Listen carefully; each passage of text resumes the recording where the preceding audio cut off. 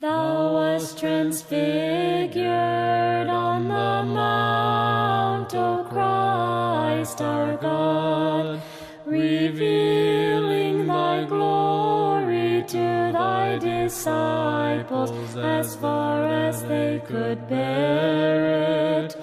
Let thine everlasting light shine upon us sinners, through the prayers of the Theotokos, O giver of light, glory to thee.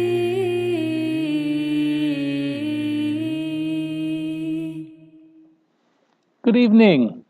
My name is Father Athanasios Heros, and I'm the Dean here at the St. Nicholas Greek Orthodox Cathedral in Tarpon Springs, Florida, and I'm your host for Be Transfigured Ministries. Welcome to another live stream edition of our Bible study on the book of Romans, inspired by the homilies of St John Chrysostom. If you are new to our Bible study, welcome. If you are an old friend, welcome back. Tonight's Bible study, which is session 13, covers homily 12, and the homilies we're using are as translated by Father Panayoti Papageorgiou, who, for those of you local, will remember he used to be the priest at St. George in Newport Richey. He's now in Marietta, Georgia. Unfortunately for all of you back home, it is out of print. So we have made copies for everybody here in the room. Unfortunately, that's about the extent of it. But where there are longer excerpts at the end of our Bible study, I will put them on the screen so you can watch along with us as we're reading. Also, for those of you watching live online, as most of you already know, because I see you chiming in already, please join us in the online chat room. The online chat room is moderated by the wonderful and incredibly talented moderator, whose name shall remain nameless because I don't want to have to give her any extra credit than she already deserves. But you know her as my wife. So she is moderating from home, and she is the best moderator that I've ever seen at our Bible study. How does that sound? If you are not sure how to participate in the live chat, right down here in your screen, you'll see a YouTube logo. You have to be watching on YouTube, the watch page, in order to participate in the live chat. In addition, if you have not yet downloaded the study guide for tonight's Bible study, you can do that at my website, www.liveanewlifeinchrist.org. Click the button for Bible study on Romans, and you'll see there not only a link to all of the study guides that we've had so far, but also all of the individual past videos. So if you've missed a Bible study, you can go back and you can watch them after the fact. And then finally, if you'd like to register for Bible study, there's a link there on my website. And then every week we will send out a link not only to the study guide, but also to the video so you can watch it. And also after the fact to remind you, if you've missed the Bible study, we send out the link again to have that you can watch after the fact. So, if you're ever here in person, we invite you to join us here in Father Tryphon Hall in downtown Tarpon Springs. But otherwise, welcome. Make sure you tell us where you're from. We have people again. What do we have so far? We have Cambodia is here again. We have Virginia, New York, Michigan, a much warmer Michigan than last week, it says here. And well, I have to say that according to my wife, I'm on the edge of trouble. It says here, he's on the edge of trouble.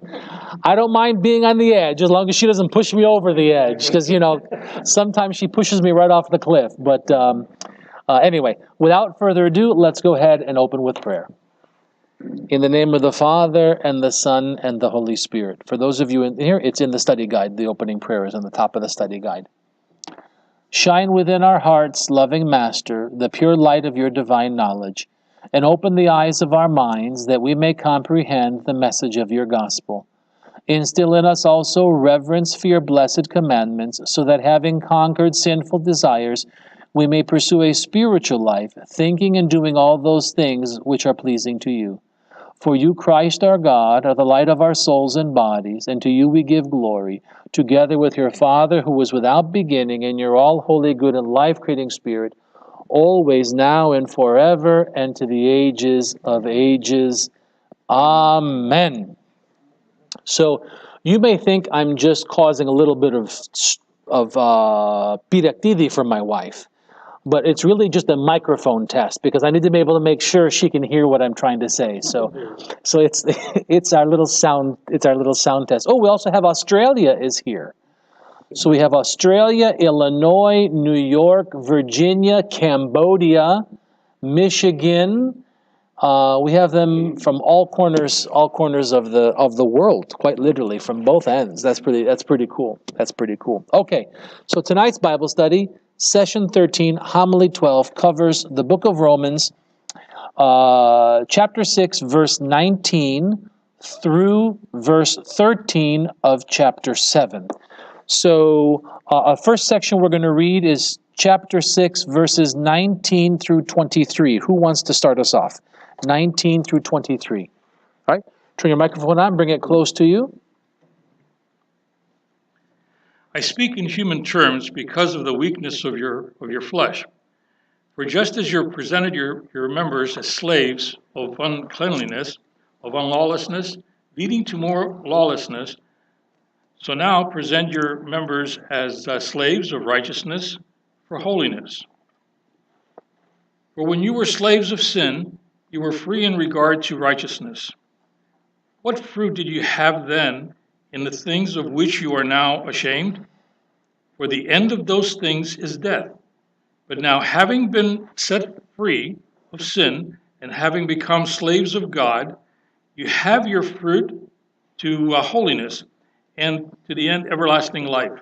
For the wages of sin is death, but the gift of God is eternal life in Jesus Christ our Lord. Okay, so we've got a lot of things. This is, I was talking with Mike earlier. This is another heavy one. The homily tonight, the scriptures tonight. But, if I can just make a parenthesis, if you're patient enough to see through all the homilies, and you see with what talent, maybe talent's the right one, but skill, that St. John Chrysostom builds on all of these themes week after week. And remember now, originally these were homilies in church, right? Daily. So originally they would have heard the very next day where he takes off.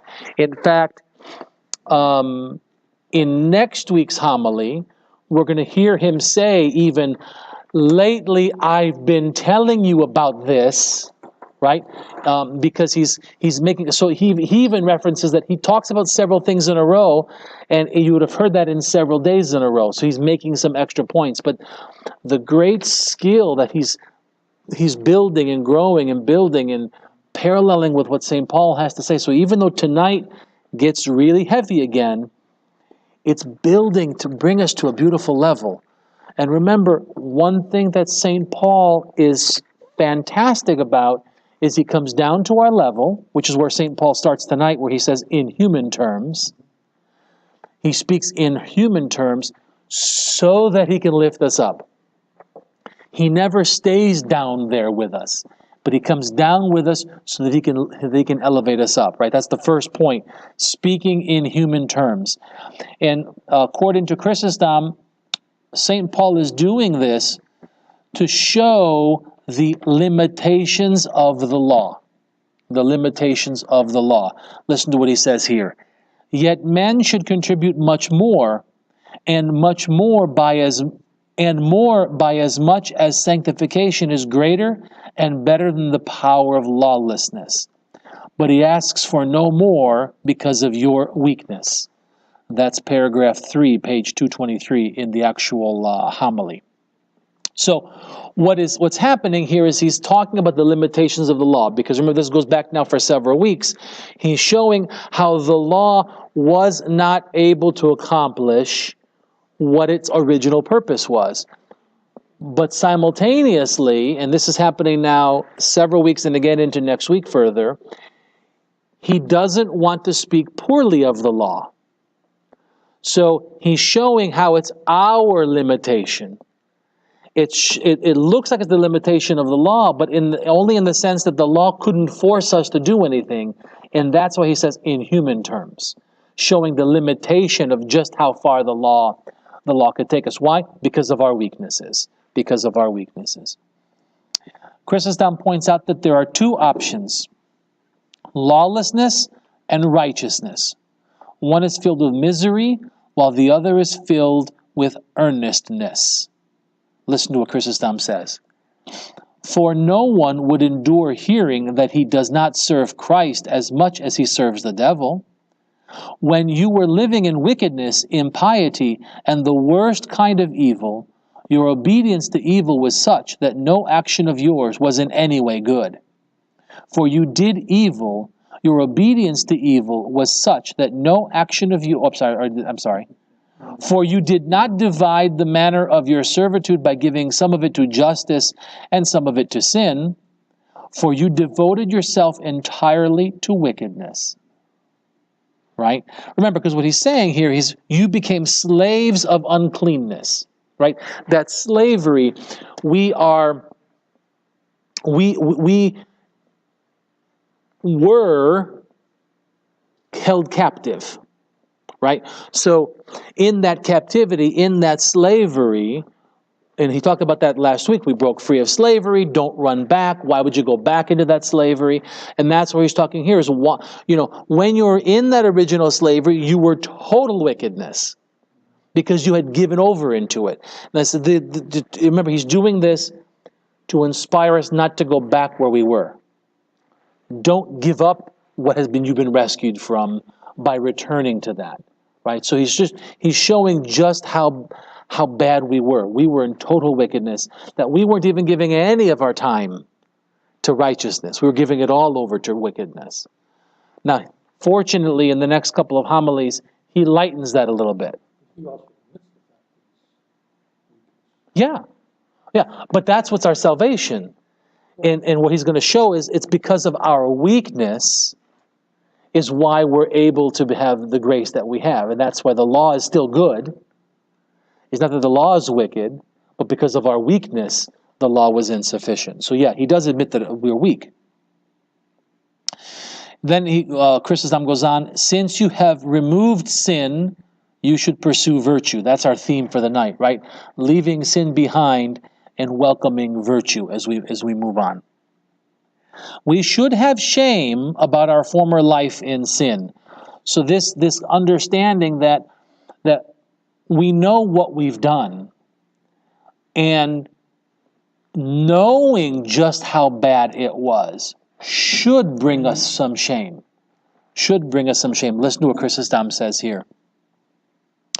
Your slavery was so great that even the recollection of it makes you blush. But if the recollection makes you ashamed, the deed itself must do so all the more. So now you have gained a double profit. You have been freed from this shame, and you have learned in what a state you were. Right? So again, now St. Paul in other letters talks about the benefit of shame. Not shame that we would think of it today, oh, shame on you, but that our shame helps us realize where we need to be better. So he's saying just the memory of everything we did brings us shame. When we think that we actually did it, we should even be more shamed. Not just for the sake of the shame, but so that we don't remember. The whole theme is here so that we don't return to it.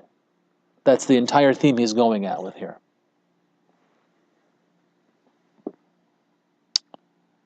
Next point. So we have shame. Then he has sanctification is the opposite of shame. Listen to what Chrysostom says here. This is paragraph 10, pages 224 and 225. The fruit of sin and evil was shame, even after sins were forgiven. The fruit of freedom from sin and slavery to God is sanctification. And where we have sanctification, there we have much confidence. The end of sin and evil is death. The end of sanctification is life everlasting. Right? So we have this shame, and the shame continues even after the behavior has stopped.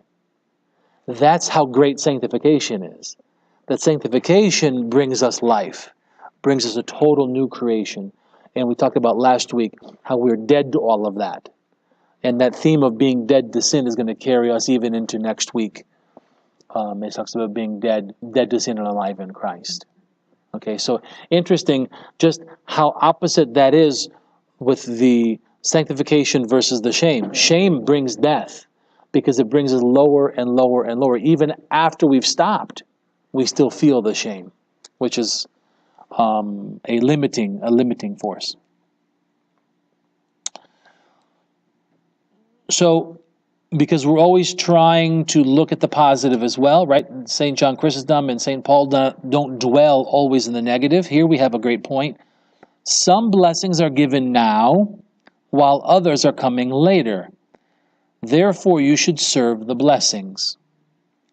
In the first place, Chrysostom says, you were set free from wickedness and such evils of which even the recollection brings shame.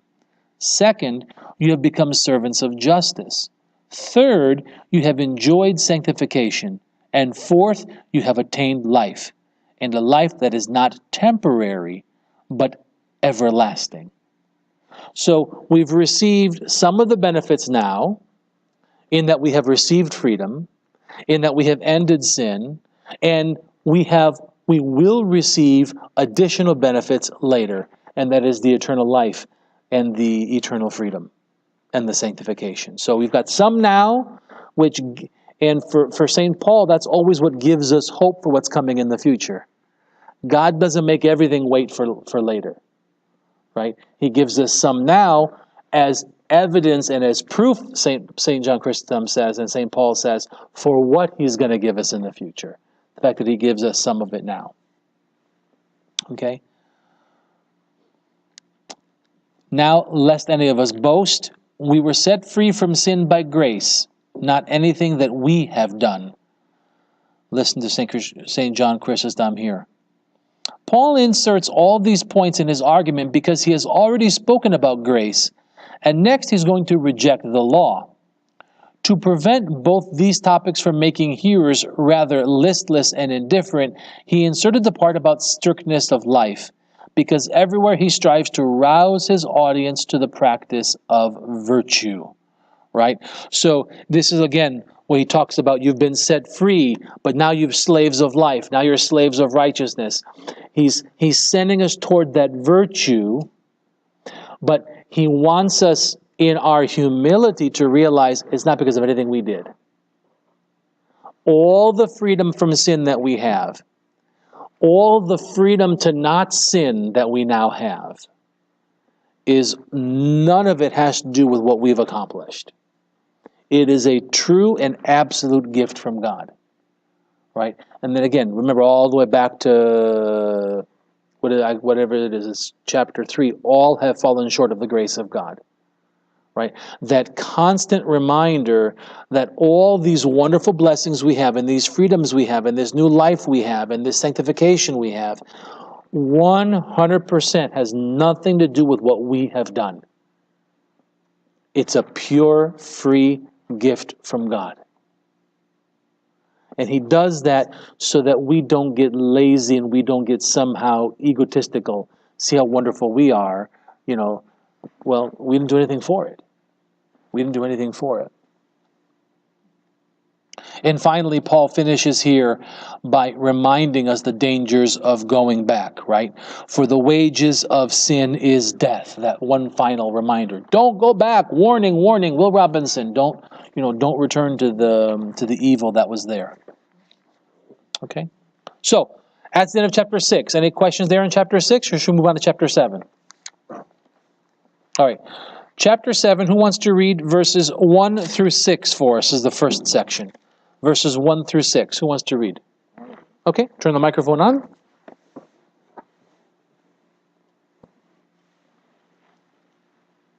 For the you not know, brethren, for I speak to those who know the law, that the law has dominion over a man as long as he lives. The woman who has a husband is bound by the law to her husband as long as he lives. But if the husband dies, she is released from the law of her husband.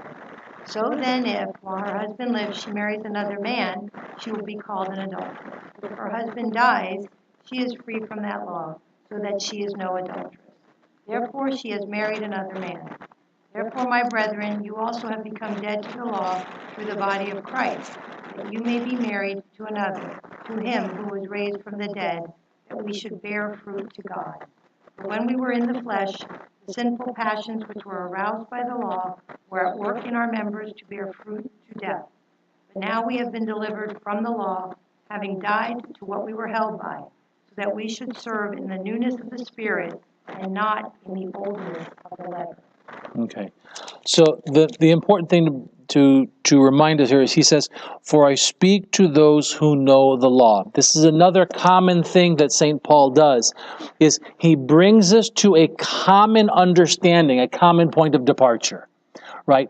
And that's something that, if I can make a parenthesis to modern Christian dialogue, right? So the estimates are, according to Gordon Conwell Seminary, as of 2015, so that's what, 3 years ago, there's more than 45,000 denominations of Christianity in the world, okay?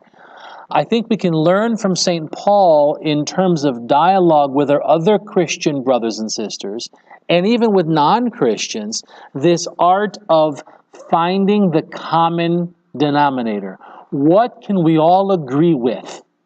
Now, let's start there, right? So that's why he starts by saying, "For I speak to those who know the law." So what he's about to say, he's just reiterating, we know this to be true. So he's setting that common ground, because then he's going to go from the common ground and he brilliantly is going to leap to a connection. Well, since we already agreed to that, since that's true, this must be true, right? And he brings now the listeners to a completely new and beautiful understanding of the law, right? Huh? That was his biggest challenge, getting everybody to come to a common. Right, and that's why he does it over, and that's why he says things like, by common terms, or he's always making sure that he'll reach out for a little bit, and then he'll come back. Okay, where do we agree? All right, now we all agree that bit. Now let's move to the next step, right? In the 21st century, we've lost that technique. We tend to want to beat people over the head and beat them into submission, rather than find that first common ground. Where do we have common belief? And now let's see where the dialogue can take us. So what does he say? Chrysostom says here, "If the law has no dominion, much less does sin." Right? In other words, the law doesn't control us. Why should we let sin control us? That's the way of looking at that, right? All right. So Paul makes did you have a question there? No. Paul makes a translation point. We're going to a couple of these here. So listen to what Chrysostom says. Paul did not say over a male or over a female, but over a man, anthropou, which is the name common to either person. All right. So again, this is something that's important, which is why I always have the Greek with me, and because when you're studying it, you remember we're reading from a translation, and so we have to be aware that that's going to have its limitations. And here's one of those limitations, right? Even Chrysostom now, who is reading it in Greek and speaking in Greek, makes a point to say, notice everybody, he didn't say male and female, he said man, meaning anthropos, right? Something that is common to everybody. And that's going to be an important link for St. Paul when he's looking at this law thing, because the law does talk about a woman and man, a female and a male, in terms of marriage law. But he's using the language of anthropos, meaning general, intentionally, so he can leap now to the next to the next level by saying, well, if that's true, then this must be true, right? Because obviously, as he points out here, the freedom from the law after death goes both ways. A man is also free, just like a woman, if the woman dies. So he's going to make that connection, but linguistically he encourages that by using anthropos instead of anir, which is the ancient Greek word for man versus female, male versus female. Okay? So here's what St. Paul is doing. He makes a parallel between husbands and wives and to the law and the believer. Listen to what Chrysostom says here. When the death of one or the other partner has occurred, it grants the same freedom. Where now are those false accusations against the law? Let them listen to Paul and hear how, even when he finds it necessary, he does not destroy the dignity of the law, but has great things to say about its power. While it is still in effect, the Jew is bound to it, and they who transgress it and reject it while it is still alive bear the name of adulterers. But if they let go of it once it has died, that is no cause for wonder. For in human affairs, one who does this is subject to no accusation. So he's making the parallel between the man and husband and wife to law and believer, right? Accusations with plenty of gossip.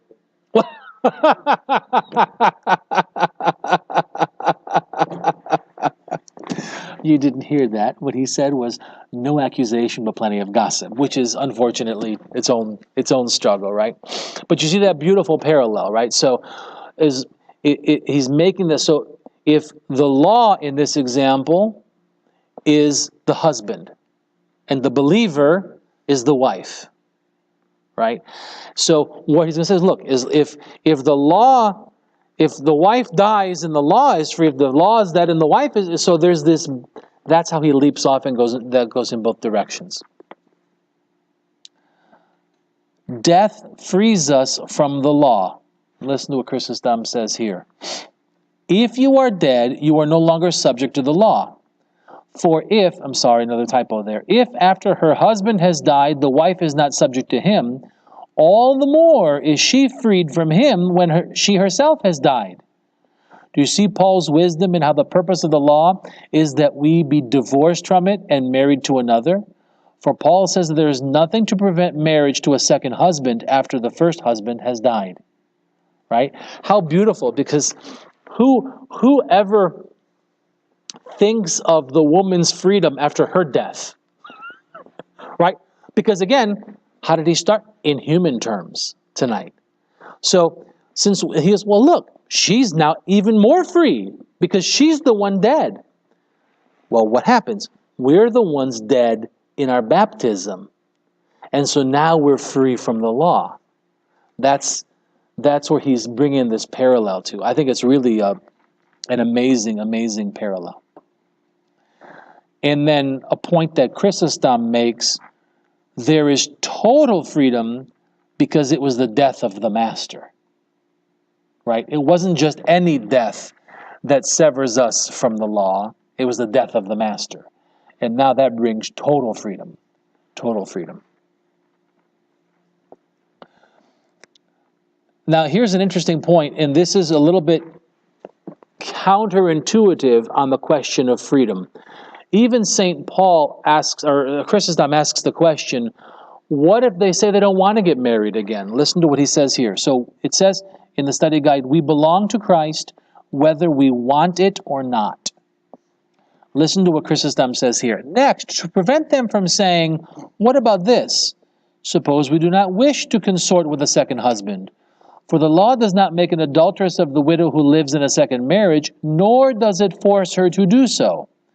To prevent them from saying this, Paul shows that from what has already been done for us, we are obliged to choose this second marriage. He sets this forth more clearly in other letters, where, for example, he says, you are not your own, and you have been bought at a great price. And do not become the slaves of men. And again, one man died for all, Sorry, there's a typo there. In order that they who are alive may live no longer for themselves, but for him who died for them.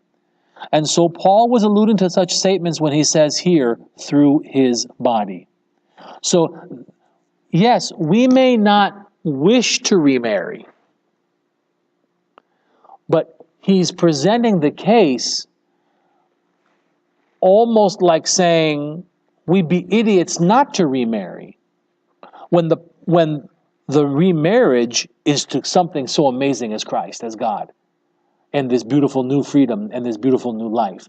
We'd be idiots, my word, not theirs, to not pursue that, right? So again, keeping that parallel, why would a widow want to stay a widow if and he uses this example in other cases, the most prestigious king comes along and says, "Oh, you're a widow, come be my wife." What woman would turn that down, right? In that same way, why would we turn Christ down when there's that much greatness that comes by joining ourselves to Christ and marrying again? Does that sound like it makes sense? In our prior life, we bore fruit for sin, which is death. In our new life, we bear fruit for God, which is life. So there's this death, life, but it all bears fruit. If the wages of sin is death, then the wages of God is life. So there's that parallel going there. And he begins this theme, the body and soul cooperate. We'll hear more about this in the next homily as well. Chrysostom. For the soul plays the part of a musician, while our flesh plays the part of the lyre, which gives forth the sounds that the musician forces it to echo. Therefore, we must impute the blame for the discordant strains to the musician and not to the lyre. Right? This is beginning this new theme for St. Paul. He's coming down on this body-soul cooperation, and as we mentioned last week, and he's gonna get to it in real terms next homily, this war that's going on between his body and his soul.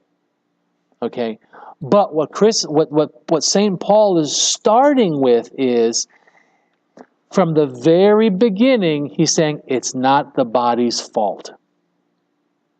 It's not the body's fault. We talked a little bit about that 2 weeks ago, I think, right? The eyes. You don't blame the eyes for ogling somebody.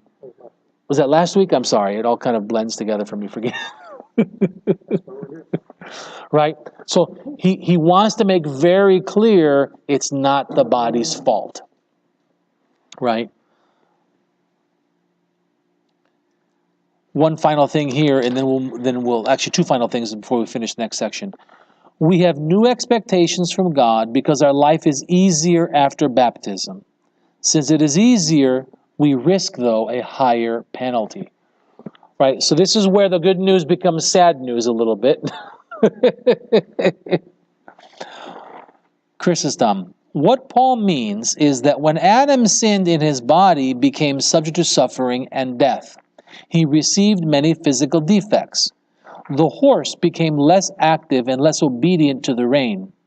But after Christ came, he made the body more nimble for us through baptism, because he roused it by the wings of the Spirit. On this account, the race courses laid out for us and for those men of old are not the same. In those olden days, the race was not as easy as it is now. Because our course is an easier one, Christ demands not only that we be free from murders, as was demanded by the men of old, but we must also be free from anger. Nor did Christ command us only to be free from acts of adultery, but even from adultery of the eyes. Furthermore, we are commanded not only to not swear false oaths, but even to not swear true ones. Right? So this theme that Christ increases the expectation because now we have an easier path. Now, again, like so much that we're reading, on the surface, what do you mean easier path, right? Remember what he's getting at here is that we are now free. We now have gained entrance into the kingdom.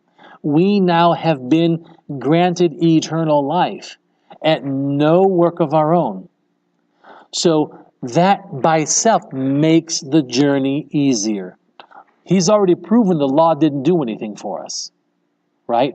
So what St. Paul and St. John Chrysostom are saying here is, since Christ is making salvation easier for us, now he expects more from us.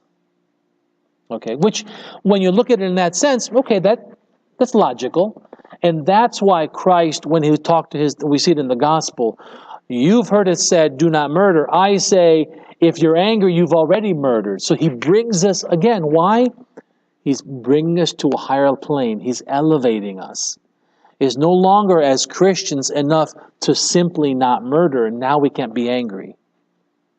Okay, and he goes even further, and again, I'm only picking up excerpts here, but when you read St. John Chrysostom, he brings all these different examples, right, of now we have to love our enemies, now we have to do this, now we have to, because salvation is that much easier for us now to grasp. Okay, question, then we have our historical context here. Go ahead. Just one quick one. When we're talking about murder, we're not only talking about physically committing murder. We're talking about thoughts, feelings, words. Is that part of that as well? Right. So that's the distinction that Christ made. And that's where Chrysostom is saying that's where Christ expects more from us. Originally, it was physical murder. In fact, if you look at the Old Testament, and this is one of the accusations against it, in the Old Testament, you've heard of eye for an eye. All right. Now, parentheses, is often misunderstood. The Old Testament did not tell you to take an eye for an eye. It allowed you no more than an eye for an eye. It allowed you to return the violence, but only up to the same amount of violence given to you. What does Christ do? Turn the other cheek. So he increases the expectation. It's no longer an eye for an eye in Christianity, it's turn the other cheek. Right? So yes, originally it is physical murder. Now it's slander and anger and all that kind of thing is now all lumped in there because now we're held to a higher standard. And that also gets in there with where Christ says, if they had not heard, then they would not have sinned. But now that they know it's wrong, now their sin is great. Right? So kind of like little kids, when a little kid, snatches something, that's not stealing when you're 2 years old. But by the time you're 15, that absolutely is stealing, right? So in the same concept, the more you know, the more you're accountable for. So in the human terms, again, there's that in human terms, that makes total sense to us. The more we know, the more we're accountable for, right? Turn your microphone on. So somebody that is not a Christian and doesn't know the law and commits murder, is he destined for hell? Was it last week St. Paul talked about the natural law versus the law of Moses? Or am I remembering that for next week? Okay. He gets to that. There is the natural law. Actually, 2 weeks ago, I think, or 3 weeks ago, we talked about those who before Moses, they had the natural law. There is a natural law that tells us what's right and wrong. In fact, I'm hearing a lot of that on the news right now about this horrific new abortion law in New York. The natural law, forget about Christianity, the natural law should make you understand that ripping a baby out of his mother's womb seconds before it's born is wrong. You don't need Christianity to tell you that. The natural law tells you that. So St. Paul references that. So the natural law does give us that. And that's where he goes back to the whole thing about circumcision and non-circumcision. And so if you allowed the natural law to help you understand that murder is wrong, then yeah, that's going to elevate you. On the other hand, there's that self-defense, because the natural law is also protection, right? So there's those things in there. But the natural law would apply there for someone who is not a Christian. Okay, here's a historic reference.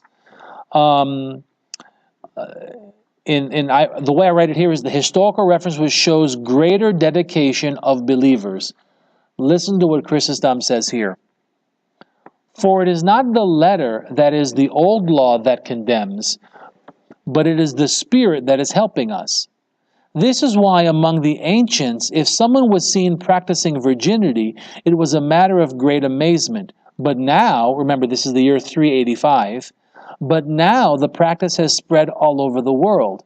And in those days, some few men despised death, and did so with great difficulty. But now, both in villages and cities, countless hosts of martyrs, both men and women, are eager to lay down their lives. So there's a beautiful historic reference for us of how the Christian life now has brought this new, people are willing to be virgins, people are willing to give up their life now for the church, whereas in the ancients that wasn't the case. Just a beautiful little historic reference of how the world had changed by the year 385. That's the year we're using, right? 385 is, we're using that as the average, right? Okay. All right.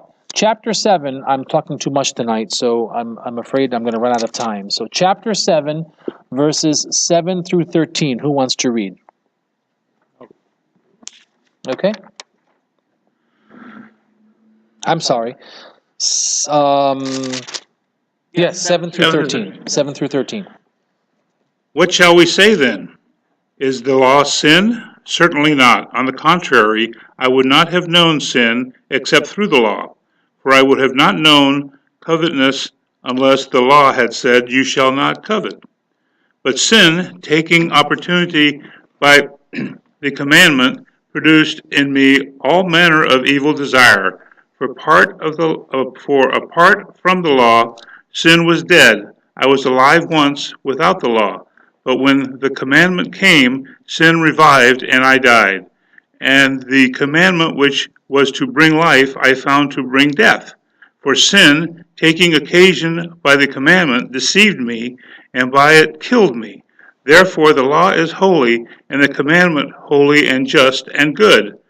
Has then what is good become death to me? Certainly not. But sin, that it might appear sin, was producing death in me through what is good, so that sin through the commandment might become exceedingly sinful.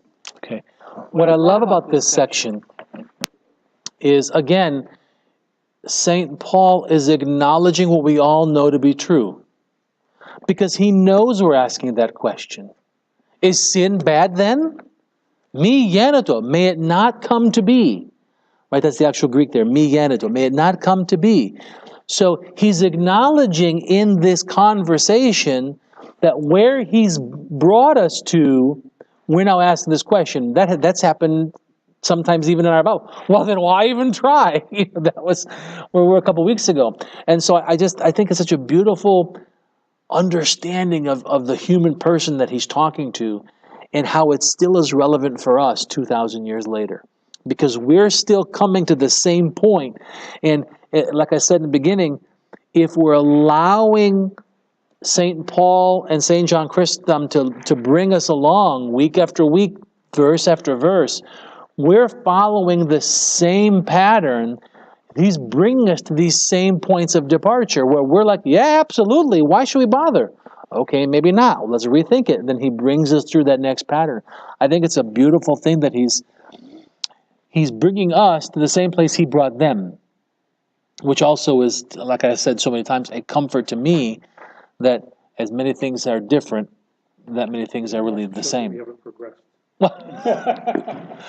Well, and it also shows you the benefit of doing this work, that I think everyone would agree, and I'm here to tell you, I've read the book of Romans I don't know how many times. And I'm learning tremendous amounts of stuff just in preparing the study guides. And then we could do this Bible study every year. And I bet you every time we get to this chapter, we'd be thinking the same thing. Right? Because we're constantly growing and we go through this constant cycle of growth. I think to me that's so it's not that we haven't progressed at all. We're dealing with the same muck and the same sin because that is our fallen human nature. So here we go. Again, Paul praises the law to avoid the scandal of speaking against the law. This builds the credibility with his audience. Chrysostom. By way of an objection, he has set down what the law is not. By removing this objection, he is winning the favor of the Jews, and now he may persuade them to accept the lesser alternative. And what is that lesser alternative? I did not know sin except through the law, for I would not have known what evil desire was unless the law had said, thou shalt not covet. So he's helping us really sever our ties to this letter of the law. By accepting, you're right. By saying, Johnny, don't do that, now I know that doing that is wrong. And so now we know how to believe. But that's how he's holding on to his audience, because remember, the Jews, with a small w, worshipped the law. Right? These were the Pharisees and these were the Sadducees who made so much of the law and they forgot what the law was meant to accomplish. Right? So he doesn't want to lose them in all that. Now, jumping ahead in several chapters, St. Paul is going to bewail the fact that in spite of all this effort, still the Jews did not believe Christ. Still the Jews did not believe St. Paul. So even in this letter, as much as St. Paul week after week is avoiding losing the Jews on this journey, he even bewails it later on in the book. And even then they don't believe. Right? Which brings them to a whole new level where eventually St. Paul leaves the Jews behind. Right? But not until he has exhausted every opportunity to bring them along. And we could say contemporarily, in the 21st century, those of us, we are not going to leave people behind in the church. We are going to bring them along or attempt, and only when we've exhausted all possible opportunities to bring them along will we finally leave them behind. Now, when that is, who knows? And St. Paul talks about it, and we'll get to it eventually in the book of Romans, and I think it's an absolute parallel to those who are born in the church, as opposed to converts and things like that. So I think it's a real important parallel for us, but I don't want to get there before we get there. The law failed not through its own fault, but for our lack of judgment. Here Chrysostom says two things. It is not the fault of the physician, but of the patient. If the patient, there's a typo again, I'm sorry folks. If the patient puts his medicine to a bad use, God did not give the law to rouse your evil desire, but to quench it, even if the opposite resulted. But the law is not to blame for this. Rather, we should blame ourselves. Second point. For sin produced this blame, even if it did so through the law. But this was not the purpose of the law. Rather, the law intended the opposite. And so sin became violent and stronger. But again, this was not the fault of the law. Rather, it was the fault of the arrogance and senseless obstinacy of those who sinned. Arrogance and senseless obstinacy. He's not mincing words here, right? And again, this theme of the law should have provided for the stop of sin. At least knowing about sin should cause us to stop. At least if we knew it was sin, maybe we'd stop, right? Listen to what Chrysostom says. After the law came, Even if they reaped no other benefit, they had precise knowledge of this very fact, namely that they were sinning. This would be no small help for freeing themselves from wickedness. Alas, however, it doesn't. It doesn't. That's just how enslaved we are to sin. Which law is Paul speaking about? This is another great historical reference for St. John Chrysostom. Some people say Paul's statements here do not speak of the law of Moses. Some say he is speaking of the natural law, others of the commandment given in paradise. But everywhere Paul's objective is to abrogate the law of Moses, whereas he never has a word to say against the other laws. Hence it is clear that Paul is discussing the Mosaic law above, as well as afterward and in all other passages. So there, again, there's a reference. There must have been some disagreement. What is Paul saying here? And the same thing happens today. You know, you turn any preacher on TV and one person says St. Paul means this, and one person says St. Paul says that, and one person says St. Paul's that. And admittedly, what are we doing? We're listening to Chrysostom's version, right? So we've chosen a version to listen to. We've chosen to listen to what St. John Chrysostom has to say about it, and that's why we're doing it intentionally. We're not leaving it up to our own devices, as it were. And then one final point that we're going to get to our life application. Grace has preeminence over the law. Listen to Chrysostom. For you must not look to this, namely, that those who received the law became worse. Consider rather the other side, namely, that the law not only had no desire to make evil to greater lengths, but that it was even eager to cut out the evil that existed before. If it lacked the strength to do this, give it a praise for good intentions. So, a prize. Give it a prize for good intentions. So, he's again always praising the law. Okay, it wasn't strong enough, but it tried. At least give it a prize for trying, you know. At least you tried, you know. But I think, look, we've said this before, and Chrysostom is building this theme of the sin and the battle and the human weakness. Let's face it, we're weak. And so far in everything that he has set forth, because systematically right now he's going to deliver a message, obviously.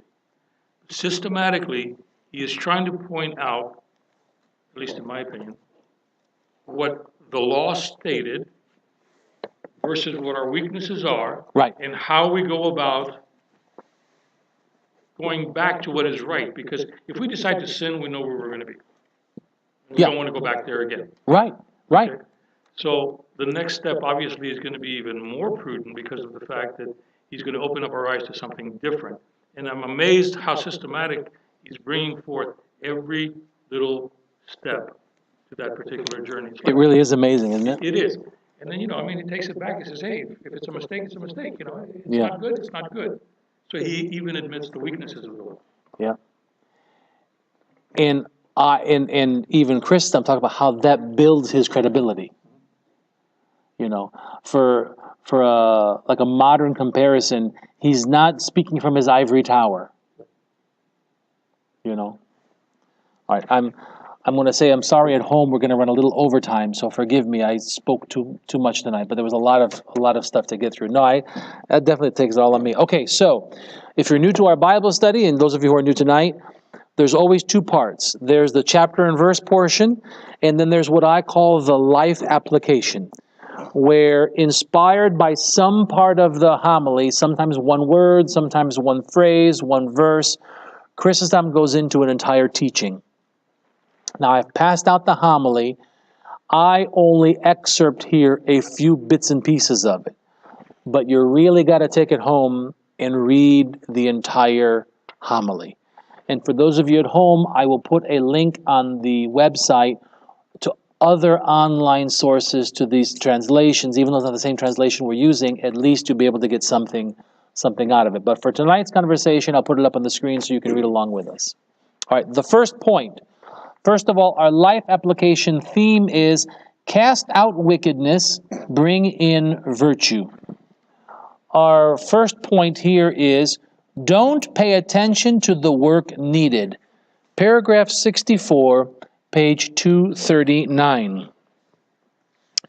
So let us not look at how much labor is involved in seeking virtue, but rather look to the possibility that our search will succeed. But if we are earnest in our search, the labor will be light and easy. So don't pay attention to how hard it is, folks, right? And we get sometimes so wrapped up in, oh my gosh, how are we going to pull it off? Just don't focus on how hard that is. The next point.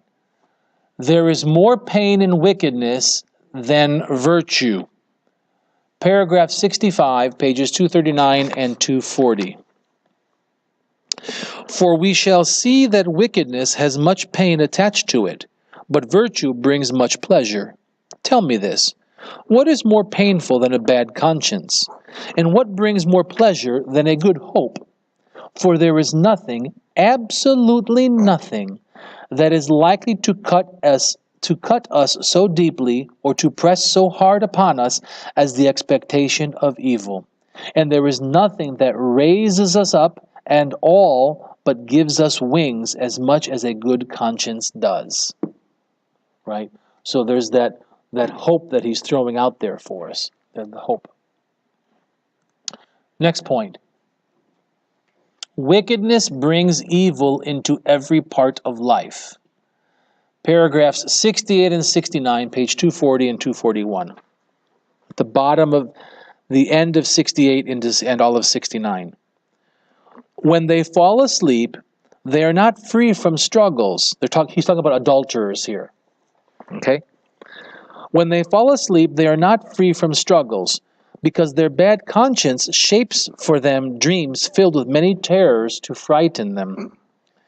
But this is not so with the man who is chaste and sober.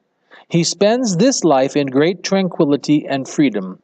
So then, compare the many surging waves of those fears, which came from a moment of pleasure, with the peace and tranquility of an entire life that was lived with the brief labor of self-control and continence.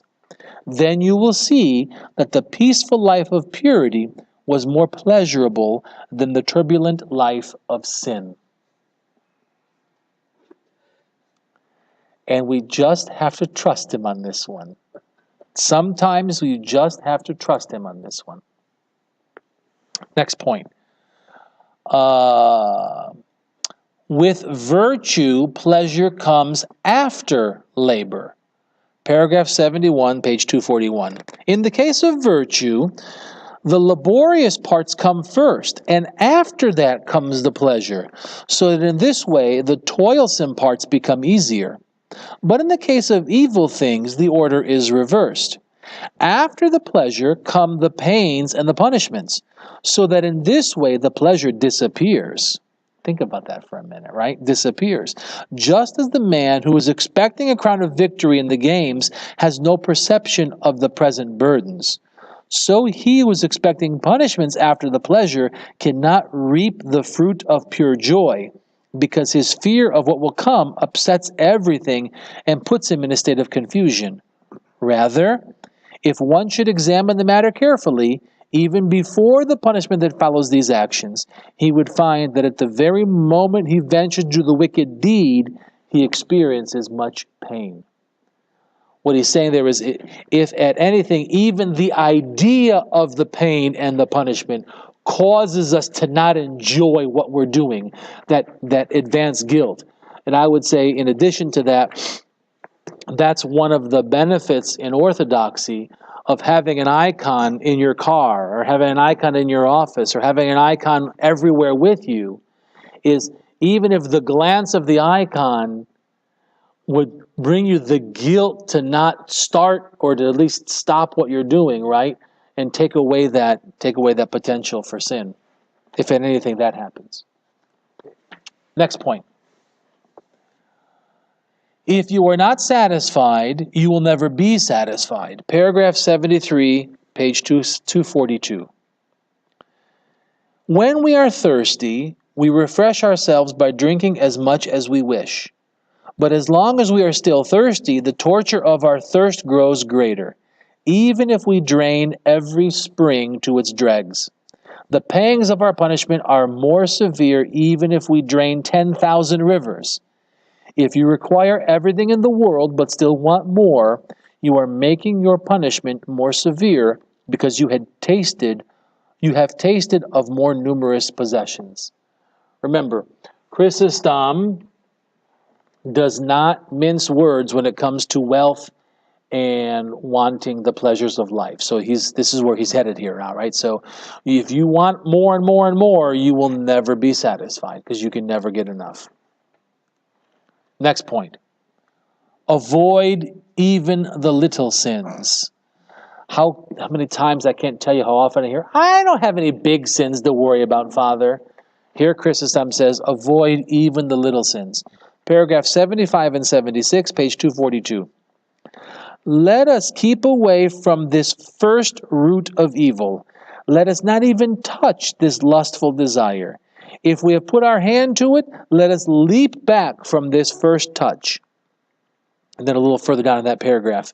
For if you step little by little into the sea of that madness and fall, you will not easily be able to stand up and get out of it. Suppose you fell into a whirlpool. Even if you struggle times beyond counting, you will not easily escape the vortex. So will it be after you have fallen into this far worse abyss of covetousness. You will destroy yourself and all your possessions. Therefore, I urge you, let us be on guard against the first step and flee from little evils, for the great evils are sired by these. Right? It makes us rethink our excuses. I don't have any big sins to worry about. Right? Flee even the little ones, lest we get wrapped up into the whirlpool. Indifference brings greater pain. Paragraph 78, page 243. For those who think they have nothing to worry about.